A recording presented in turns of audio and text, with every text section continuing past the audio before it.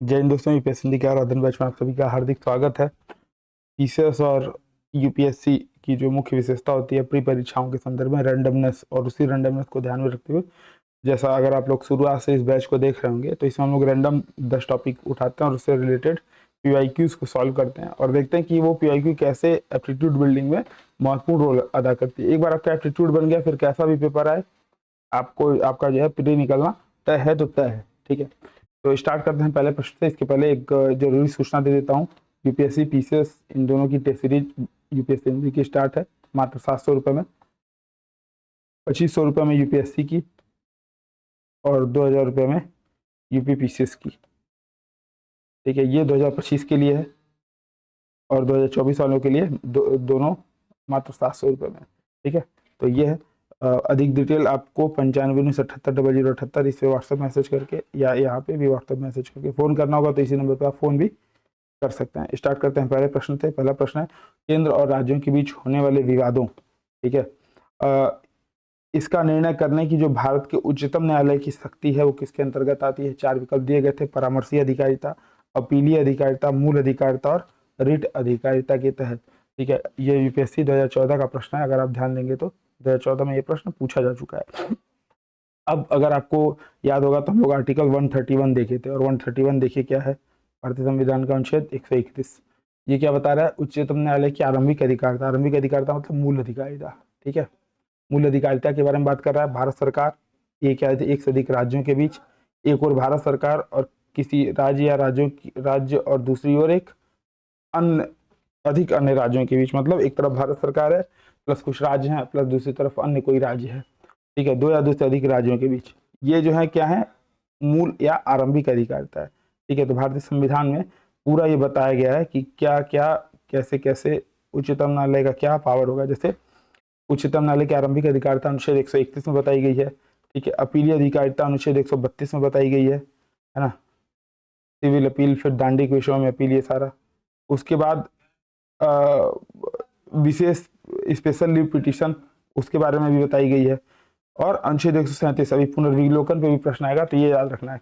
कुल कहने का मतलब ये कि भैया अनुच्छेद 31 अगर आपको याद है तो पता होना चाहिए कि केंद्र और राज्यों के बीच जो विवाद है उसका निर्णय भारत की उच्चतम न्यायालय की मूल अधिकारिता में शामिल है। मतलब मूल अधिकारिता कहने का यहाँ तात्पर्य क्या है? ठीक है, देखिए, परामर्शी अधिकारिता मतलब राष्ट्रपति सुप्रीम कोर्ट से परामर्श ले रहा है किसी संदर्भ में, ये होगा नहीं।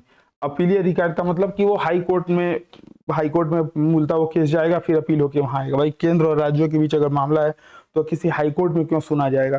ठीक है, जाहिर सी बात है नहीं सुना जाएगा, है ना। रिट अधिकारिता केवल उच्चतम न्यायालय की जो रिट अधिकारिता है वो केवल अनुच्छेद 32 को लेकर के है, यानी कि अनुच्छेद संवैधानिक उपचारों का अधिकार, राइट टू कॉन्स्टिट्यूशनल रेमेडीज। इसके अंतर्गत केवल मूल अधिकारों के हनन पर ही सुप्रीम कोर्ट रिट दायर कर सकता है। तो बचा क्या? सीधा एक बच रहा है इसमें मूल अधिकारिता। ठीक है, ऐसे सोच के इसको आप सी सही लगा सकते हैं। पहले का हो जाएगा सी। ठीक है, तो याद रखिएगा केंद्र और राज्यों के बीच जो विवादों का निर्णय है वो भारत के उच्चतम न्यायालय की ओरिजिनल ज्यूरिडिक्शन या मूल अधिकारिता या आरंभिक अधिकारिता के अंतर्गत आता है। ठीक है, अनुच्छेद 131 अभी हम लोगों ने देखा, भारत सरकार, एक से अधिक राज्य, है ना। दूसरा प्रश्न है भारत के संविधान के संदर्भ में सामान्य विधियों में अंतर्विष्ट प्रतिषेध, यानी कि भारत के संविधान के संदर्भ में सामान्य विधियों में रोक अथवा निर्बंधन, यानी कि युक्त निर्बंधन अथवा उपबंध अनुच्छेद 142 के अधीन संवैधानिक शक्तियों के प्रतिषेध अथवा निर्बंधन की तरह कार्य नहीं कर सकते। निम्नलिखित में से कौन सा इसका एक अर्थ हो सकता है? देखिए, आप ये स्टेटमेंट हिंदी में पढ़ेंगे, इंग्लिश में पढ़ेंगे, बहुत ही कंफ्यूजिंग स्टेटमेंट है। इसको ट्रिक कैसे करना है अभी बताता हूँ, ऑप्शनल पढ़िए। पहले तो यहाँ देख लीजिए क्या बोला कि अनुच्छेद 142 के अधीन संवैधानिक शक्तियों के प्रतिषेध की बात कर रहा है। ठीक है, अनुच्छेद 142 क्या है? अनुच्छेद 142 बेसिकली उच्चतम न्यायालय की वह अधिकारिता है कि उसको लगे कि 2 पक्षों में उच्चतम न्यायालय को पूर्ण न्याय करना है तो वो 142 के अधीन कोई भी आदेश पारित कर सकता है। ठीक है, अनुच्छेद 142 के अधीन वो कोई भी आदेश पारित कर सकता है। अब ऑप्शन पहले देख लेते हैं, फिर अनुच्छेद 142 को समझा दूंगा। आपके पास ऑप्शन है भारत के उच्चतम निर्वाचन आयोग द्वारा अपने कर्तव्यों का निर्वहन करते समय लिए गए निर्णयों को किसी भी न्यायालय में चुनौती नहीं दी जा सकती, ऐसा हो ही नहीं सकता है। ठीक है, क्योंकि न्यायिक समीक्षा, जुडिशियल रिव्यू, ये क्या है? Basic part of the constitution है ना। 1973 जब केशवानंद भारती वाद हुआ था तो सुप्रीम कोर्ट ने समय समय पर जो अपने निर्णय दिए उसमें बेसिक स्ट्रक्चर का डॉक्ट्रिन पास हुआ और समय समय पर इसमें तमाम विषय आए थे, तो उसमें न्यायिक समीक्षा भी बेसिक डॉक्ट्रिन का पार्ट है। ठीक है, तो पहला होगा नहीं। दूसरा क्या बोल रहा है, भारत का उच्चतम न्यायालय अपनी शक्तियों के प्रयोग में संसद द्वारा निर्मित विधियों से बाध्य नहीं होता है। देश में गंभीर वित्तीय संकट की स्थिति में भारत का राष्ट्रपति मंत्रिमंडल के परामर्श के बिना वित्तीय आपात घोषित कर सकता है। कुछ मामलों में राज्य विधानमंडल संघ विधानमंडल की सहमति के बिना विधि निर्मित नहीं कर सकती। ठीक है, 2019 का प्रश्न था ये। अब देखिए, पहली चीज तो ये है कि 142 पूछा है, 142 किससे रिलेटेड है, भारत के उच्चतम न्यायालय से रिलेटेड है। और जब उच्चतम न्यायालय का प्रश्न है तो इसमें कौन सा टॉपिक उच्चतम न्यायालय के बारे में बात कर रहा है, सीधे सीधे इसमें बहुत ज्यादा सोचेंगे तो ये क्वेश्चन गलत कर ले जाएंगे। ठीक है, तब ये खोजेंगे भाई कौन सा स्टेटमेंट गलत है, ठीक है, कौन सा स्टेटमेंट सही हो सकता है। लेकिन उच्चतम न्यायालय के संदर्भ में पूछ रहा है तो भारत का उच्चतम न्यायालय अपनी शक्तियों के प्रयोग में संसद द्वारा निर्मित विधियों से बाध्य नहीं होगा। ठीक है, ये क्या है, बेसिकली अनुच्छेद 142 वो उसको पूर्ण न्याय करने की शक्ति दे रहा है। तो वो संसद द्वारा निर्मित विधियों से अगर बाध्य होने लगेगा उच्चतम न्यायालय, तब तो भारत में संसद जो है वो सर्वोच्च हो जाएगा। ठीक है, इस चीज को ध्यान में रखिएगा। हाँ ठीक है, इसको करवाना। ठीक है, तो ध्यान रखिएगा, तो संसद जो है इसमें सर्वोच्च हो जाएगा। तो भारत का उच्चतम न्यायालय अपनी शक्तियों का प्रयोग संसद द्वारा निर्मित विधियों से बाध्य नहीं होगा। ठीक है, ये अनुच्छेद 142 के अधीन जो संवैधानिक शक्तियों के प्रतिषेध करता है वो पूर्ण न्याय करने की सर्वोच्च न्यायालय को शक्ति देता है। ठीक है, अब एक बार 142 देखिए। 142 क्या बोल रहा है कि उच्चतम न्यायालय की डिक्रियों और आदेशों का प्रवर्तन और प्रकटीकरण के बारे में। ठीक है, पहला ये कि उच्चतम न्यायालय अपनी अधिकारिता का प्रयोग करते हुए ऐसी डिक्री पारित कर सकेगा या ऐसा आदेश कर सकेगा जो उसके समक्ष लंबित किसी वाद या विषय में पूर्ण न्याय करने के लिए आवश्यक हो। आपको याद होगा, अगर राम जन्मभूमि जो रामलला का विवाद था, उसमें जब रामलला के पक्ष में निर्णय आया तो पूर्ण न्याय करने के उद्देश्य से सर्वोच्च न्यायालय ने जो प्रतिपक्ष था उसको भी कुछ जमीन उपलब्ध कराई थी। यानी कि ऐसे समझिए, अनुच्छेद 142 सर्वोच्च न्यायालय यानी सुप्रीम कोर्ट का दो पक्षों के बीच पूर्ण न्याय करने का एक अद्वितीय शक्ति प्रदान करता है। ठीक है, एक एक्स्ट्रा ऑर्डिनरी पावर है सुप्रीम कोर्ट के पास अनुच्छेद 142 के अधीन। इन स्थितियों में अदालत किसी विवाद को इस तरह से समाप्त करने के लिए आगे बढ़ सकता है जो कुछ फैक्ट और फिगर पे आधारित हो और लगे कि हाँ दूसरे पक्ष को भी राहत या दोनों पक्ष को राहत देने के लिए ये करना आवश्यक है। यानी कि ये समझिएगा, अनुच्छेद 142 के तहत जो सुप्रीम कोर्ट है उन्होंने बताया है कि जो शक्तियां हैं वो कानून की पूरक नहीं है यहाँ पे। ठीक है, मतलब अनुच्छेद 142 के तहत जो पूर्ण न्याय करने की शक्ति है वो कानून की पूरक नहीं है, यानी कि उसमें सुप्रीम कोर्ट कोई नया कानून नहीं बना सकता, लेकिन जो वर्तमान में जो कानून है, ठीक है, उसके अधीन किसी पक्ष को कुछ स्पेशल ट्रीटमेंट वहां पे दे सकता है। ठीक है, तो ये याद रखिएगा। सही विकल्प इसका हो जाएगा बी। अच्छा, इसमें सोचना कैसे, जैसे मान लीजिए ऐसा प्रश्न आए पेपर में तो इतना सोचने का समय होता नहीं है, इसको सोचेंगे कैसे। देखिए, अनुच्छेद 142 से पूछा है, इसमें सुप्रीम कोर्ट के बारे में कहाँ बता रहा है। अगर आपको आर्टिकल याद होगा कि भारत के संविधान में सुप्रीम कोर्ट का आर्टिकल कहाँ से कहाँ तक है, ठीक है, अनुच्छेद 124 से स्टार्ट है और 147 तक। ठीक है, अनुच्छेद 124 से 147 तक। जो पूछा 142 सीधे इसमें देखिए किसमें उच्चतम न्यायालय के बारे में बात की गई है। ठीक है, वो सही हो जाएगा। ठीक है, तीसरा है भारत में न्यायिक पुनरीक्षण का क्या अर्थ है। ध्यान दीजिएगा, दो टर्मिनोलॉजी प्रयोग होती है, एक होता है न्यायिक पुनरीक्षण, एक होता है न्यायिक पुनरावलोकन। न्यायिक पुनर्विलोकन। ठीक है, अनुच्छेद 133।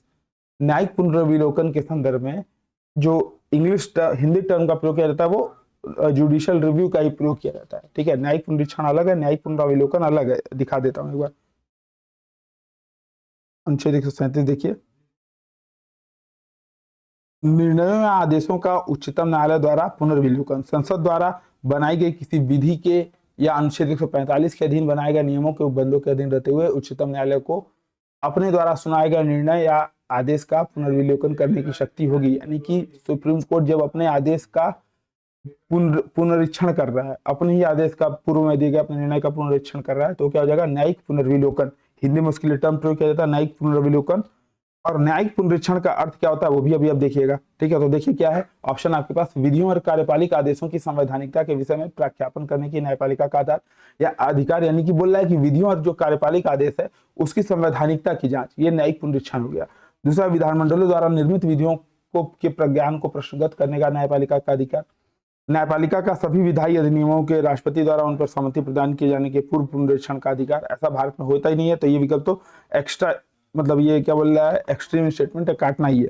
न्यायपालिका का समान या भिन्न वादों में पूर्व में दिए गए स्वयं के निर्णयों के पुनरीक्षण का अधिकार, तो ये क्या हो जाएगा, पुनर्विलोकन, ठीक है, पुनर्विलोकन ही हो जाएगा।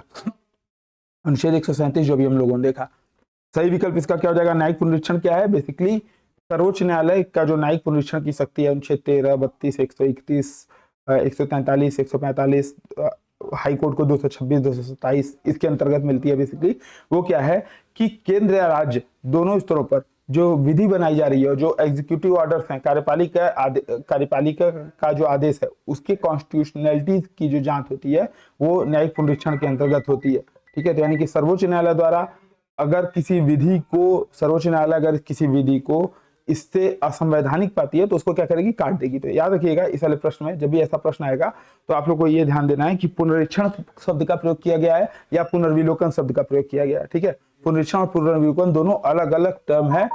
पुनर्विलोकन क्या है कि स्वयं में के जो दिए गए निर्णय है उसको पुनरीक्षण करने का अधिकार, ठीक है। और न्यायिक पुनरीक्षण जब टर्म का प्रयोग हो रहा है तो इसका मतलब क्या है कि किसी विधि की कॉन्स्टिट्यूएंट संवैधानिकता की जांच, ठीक है, कॉन्स्टिट्यूशनलिटी, ठीक है, इसकी जांच, तो ये इसका सही विकल्प हो जाएगा। अगला देखिए, निम्नलिखित कथनों पर विचार कीजिए। भारत का संविधान अपने मूल ढांचे को संघवाद, पंथ निरपेक्षता, मूल अधिकारों और लोकतंत्र के रूप में परिभाषित करता है। भारत का संविधान नागरिकों की स्वतंत्रता तथा उन आदर्श जिन पर संविधान आधारित है की सुरक्षा हेतु न्यायिक पुनर्विलोकन की व्यवस्था करता है, ठीक है। बोल क्या रहा है कि भारत का संविधान अपने मूल ढांचे को परिभाषित कर रहा है। मूल ढांचा संविधान में कहीं परिभाषित नहीं है, बल्कि 1973 में केशवानंद भारतीवाद के वास्ते, ठीक है, केरल राज्य बना जो केशवानंद भारतीवाद था, जब सुप्रीम कोर्ट की 13 जजों की सर्वोच्च पीठ बैठी थी तो उसमें वो मतलब ये डॉक्ट्रिन निकल के सामने आया था, उसमें भी उसको परिभाषित नहीं किया गया था।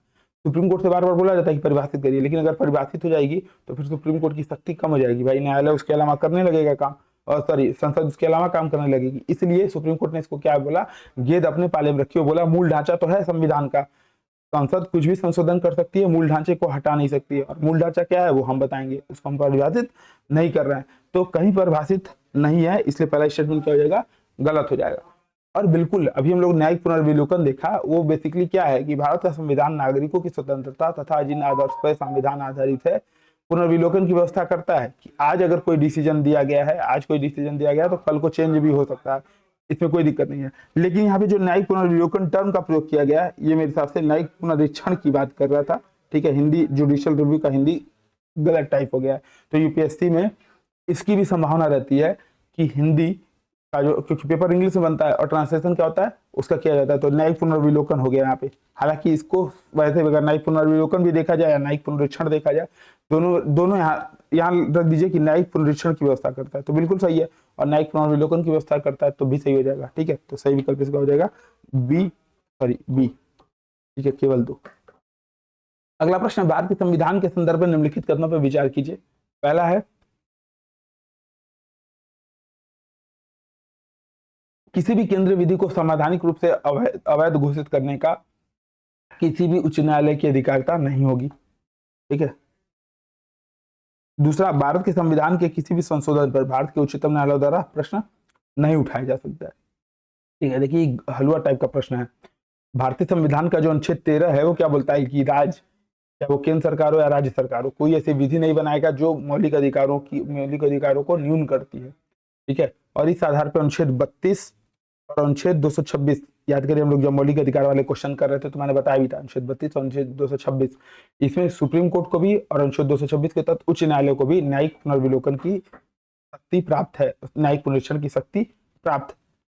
तो किसी भी केंद्रीय विधि को संवैधानिक रूप से अवैध घोषित करने की किसी उच्च न्यायालय की अधिकारिता नहीं होगी, ये बिल्कुल गलत है, ठीक है, ये बिल्कुल गलत है। संविधान के जो मौलिक ढांचा है जब सुप्रीम कोर्ट ने 1973 में संविधान का मौलिक ढांचा बनाया था तो उसमें बताया था कि ये जो न्यायिक पुनरावलोकन या न्यायिक पुनरीक्षण की शक्ति है, ये सुप्रीम कोर्ट या उच्च न्यायालय की, मतलब ये मूल जो संविधान की मूल ढांचा है उसके अंतर्गत आता है। तो पहला स्टेटमेंट गलत है। दूसरा, बिल्कुल भारत के संविधान के किसी भी संशोधन पर भारत के उच्चतम न्यायालय द्वारा प्रश्न उठाया जा सकता है, याद रखिए। ठीक है, याद करिए जब एनजेएसी एक्ट आया था, ठीक है, एनजेएसी एक्ट, इसको सुप्रीम कोर्ट ने 2015 में रद्द किया था। तो बताइए कौन सा संविधान संशोधन था? एनजेएसी एक्ट वाला। ठीक है, इसके अलावा कई सारे एक्ट्स को सुप्रीम कोर्ट ने नल एंड वाइड घोषित किया संवैधानिक संशोधन अधिनियम को। तो कमेंट करके आप लोग को ये बताना है कि एनजेएसी एक्ट 2015 जो था वो 2014 बेसिकली, जब 2015 में सुप्रीम कोर्ट ने रद्द किया तो कौन सा संविधान संशोधन था? ठीक है, सही विकल्प इसका हो जाएगा डी। छठा प्रश्न है, कोई भी संविधान संशोधन कानून भारतीय सर्वोच्च न्यायालय द्वारा असंवैधानिक घोषित किया जा सकता है यदि वह वर्तमान द्विस्तरीय संघीय व्यवस्था के स्थान पर तीन स्तरीय व्यवस्था का स्थापित करता है। आपको याद होगा 73rd और 74th जो कॉन्स्टिट्यूशनल अमेंडमेंट था वो द्विस्तरीय, मतलब केंद्र स्तर पर सरकार है, राज्य स्तर पर सरकार है, अब डिस्ट्रिक्ट लेवल पे पंचायतों और जो नगर निगम की जो सरकार है उसके बारे में बात कर रहा है। तो तीन स्तरीय व्यवस्था स्थापित करता है, उसको संवैधानिक घोषित किया जा सकता है? ऐसा नहीं संभव है, क्योंकि 73वां 74वां संविधान संशोधन कॉन्स्टिट्यूशनली जो है वो वैलिड है। अगला है, विधि के समक्ष समानता के अधिकार को भाग 3 से हटाकर संविधान में अन्यत्र कहीं रखता है। ठीक है, ये एक बनता है भाई, अगर कोई भी संविधान संशोधन कानून अगर विधि के समक्ष समानता, तो क्या अनुच्छेद 14 से अनुच्छेद 18 अगर भाग 3 से हटाकर कहीं और रख देगा तो क्या हो जाएगा? वो मौलिक अधिकार खत्म हो जाएगा, तो राइट टू कॉन्स्टिट्यूशनल रेमेडीज खत्म हो जाएगी। ठीक है, तो ये हो सकता है, अभी देखते हैं। फिर अगला है, कार्यकारिणी की संसदीय व्यवस्था के स्थान पर अध्यक्षात्मक व्यवस्था रखता है। हो सकता है ऐसा। ठीक है, असंवैधानिक घोषित करना, मतलब मेरे हिसाब से अगर संसद करे और बहुमत जो मतलब जो लोकसभा में अगर बहुमत प्राप्त दल है और जो सबसे बड़ा जनता का अगर मत साथ है तो कर सकती है ऐसा। संसदीय व्यवस्था के साथ में अध्यक्षात्मक शासन व्यवस्था कर सकता है। हालांकि संसदीय व्यवस्था हमारा मूल ढांचे का पार्ट है। ठीक है, तो इस पे भी एक बनता है, ऐसा नहीं है। ठीक है, एक इस पे भी बनता है, तो इसको भी स्टार लगा लीजिए। फिर है, सर्वोच्च न्यायालय के भार को कम करते हुए एक संघीय अपीलीय न्यायालय स्थापित करता है। तो ऐसा भी था, संघीय अपीलीय न्यायालय की स्थापना की बात हो रही थी, लेकिन ध्यान दीजिएगा अगर संघीय अपीलीय न्यायालय की स्थापना होती है और सुप्रीम कोर्ट के पावर को टच करती है, मतलब ऐसा हो कि संघीय अपीलीय न्यायालय की जो के विरुद्ध अपील जो है वो सुप्रीम कोर्ट में नहीं की जा सकेगी, तब जो है वो नल एंड वाइड घोषित करेगा। लेकिन अगर अपील का पावर रहेगा तब क्यों करेगा? ठीक है, तो इसमें सर्वोच्च सही विकल्प चुनना है, तो आपका बी ही सबसे सही हो जाएगा। ठीक है, बेसिकली अगर आप उसको हटा देते हो तो आर्टिकल 32 का प्रयोग नहीं कर पाओगे। तो इसलिए कोई भी संविधान संशोधन, क्योंकि अनुच्छेद 13 क्या बोलता है? राज्य ऐसी कोई विधि नहीं बनाएगा जो इस अधिकार भाग में दिए गए अधिकार को छीने या न्यून करे। ठीक है, तो इस वजह से बी इसका सबसे सही विकल्प है।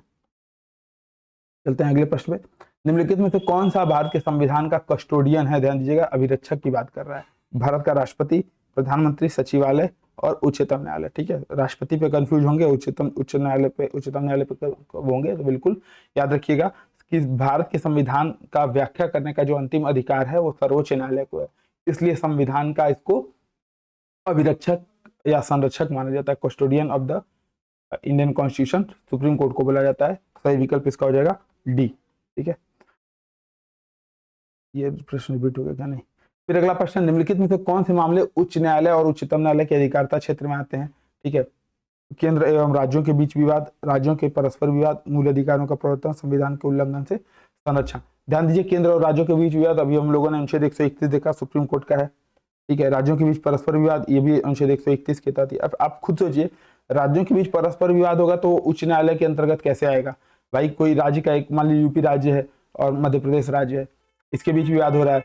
अब आप इसको यूपी हाई कोर्ट में जाकर सुनोगे तो किसके पक्ष में वो निर्णय देगा? ठीक है, तो ये नहीं होगा।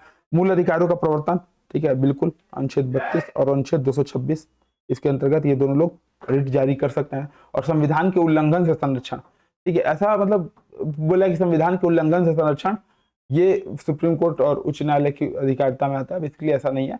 मूल अधिकारों का प्रवर्तन इसमें सबसे सही विकल्प होगा। ठीक है, क्या है कि संविधान के भाग 3 में जो वर्णित मूल अधिकार है वो अनुच्छेद 32 के तहत राइट टू कॉन्स्टिट्यूशनल रेमेडीज मिलता है, और अनुच्छेद 26 के तहत उच्च न्यायालय भी उस पर रिट जारी कर सकता है। ठीक है, तो सही विकल्प इसका हो जाएगा सी।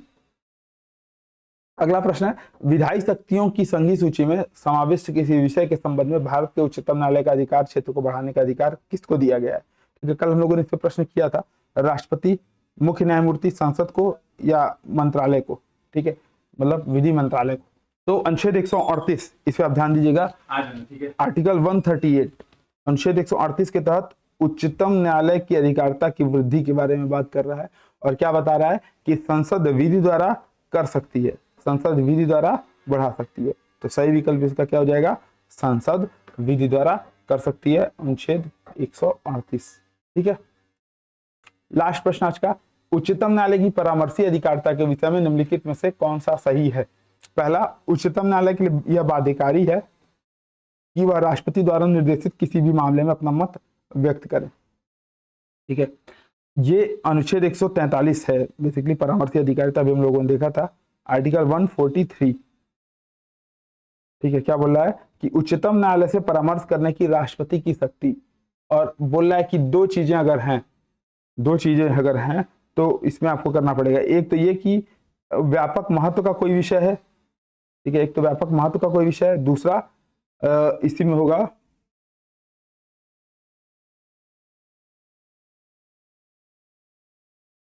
ठीक है, अभी इसमें खोजना पड़ेगा। मतलब बेसिकली ऐसा है कि संविधान के पूर्व अगर कोई संविदा है, कोई विवाद है उस पे, या लोक महत्व का कोई विषय, व्यापक महत्व का विषय, इसके संदर्भ में राष्ट्रपति को अनुच्छेद 143 के अधीन है शक्ति है कि वह परामर्शी अधिकारिता का प्रयोग करके उच्चतम न्यायालय से परामर्श ले सकता है। तो ध्यान दीजिएगा, उच्चतम न्यायालय के लिए बाध्यकारी है कि वह राष्ट्रपति द्वारा निर्देशित किसी मामले पर अपना राय व्यक्त करे। ये संविधान पूर्व अगर कोई मामला उठता है, संविधान पूर्व कोई विवाद उठता है तो उसी पर है। लोक महत्व के विषय पे उच्चतम न्यायालय बाध्यकारी नहीं है, संविधान पूर्व वाले पर ही बाध्यकारी है। ठीक है, तो पहला स्टेटमेंट गलत हो जाएगा, यानी कि ऐसे समझिए कि उच्चतम न्यायालय के लिए यह बाध्यकारी है कि वह राष्ट्रपति द्वारा निर्देशित किसी मामले नहीं, लोक महत्व के विषय पर बाध्यकारी नहीं है। तो अगर ऐसा है कि उच्चतम न्यायालय के लिए अब अधिकारी है कि वह राष्ट्रपति द्वारा संविधान पूर्व किसी विवाद के मामले में अपना मत व्यक्त करे, तो बिल्कुल सही बात है। लेकिन लोक महत्व के विषय पर उच्चतम न्यायालय मत देने से मना कर सकता है। ठीक है, परामर्शी अधिकारिता देने से मना कर सकता है। ठीक है, तो पहला गलत है, तो ये क्या हो जाएगा? संविधान पूर्व पर ही है, लोक महत्व के विषय पर नहीं। दूसरा, परामर्शी अधिकारिता की जो शक्ति है उसके अधीन प्राप्त, अच्छा पहला घटा लीजिए, तो ये गया। अब तीसरा और चौथा देख लीजिए, तो दूसरा पढ़ना की आवश्यकता नहीं, दूसरा सही ही होगा आपका। अब तीसरा चौथा देखिए। ठीक है, तीसरा क्या है? परामर्शी अधिकारिता के अधीन प्राप्त निर्देश पर व्यक्त किया हुआ उच्चतम न्यायालय का मत सरकार पर बाध्यकारी नहीं होगा। तो बिल्कुल, चाहे वो संविधान पूर्व का कोई मामला हो, चाहे वो लोक महत्व का विषय हो, अगर उच्चतम न्यायालय किसी परामर्शी अधिकारिता के अधीन कोई परामर्श राष्ट्रपति को देता है तो राष्ट्रपति के लिए कतई बाउंडेशन नहीं है। तीसरा सही हो जाएगा, सी विकल्प हो जाएगा, सी सही है। यानी कि उसकी परामर्शी अधिकारिता की शक्ति के बारे में केवल एक ही बार निर्देश भेजा जा सकता है, ऐसा कोई वो नहीं है। क्या बोला है कि उच्चतम न्यायालय को उसकी परामर्शी अधिकारिता की शक्ति के अधीन एक बार में केवल एक ही निर्देश भेजा जा सकता है, कितना भी दे सकता है। ठीक है, वो सरकार एक बार में कितने भी भेज सकती है परामर्श के लिए। ठीक है, तो पहला और चौथा गलत हो जाएगा, सही विकल्प हो जाएगा इसका सी। ठीक है, कमेंट करके बताइएगा टोटल आपके इसमें से कितने क्वेश्चन सही हो रहे हैं। मिलते हैं नेक्स्ट सेशन में, तब तक के लिए जय हिंद।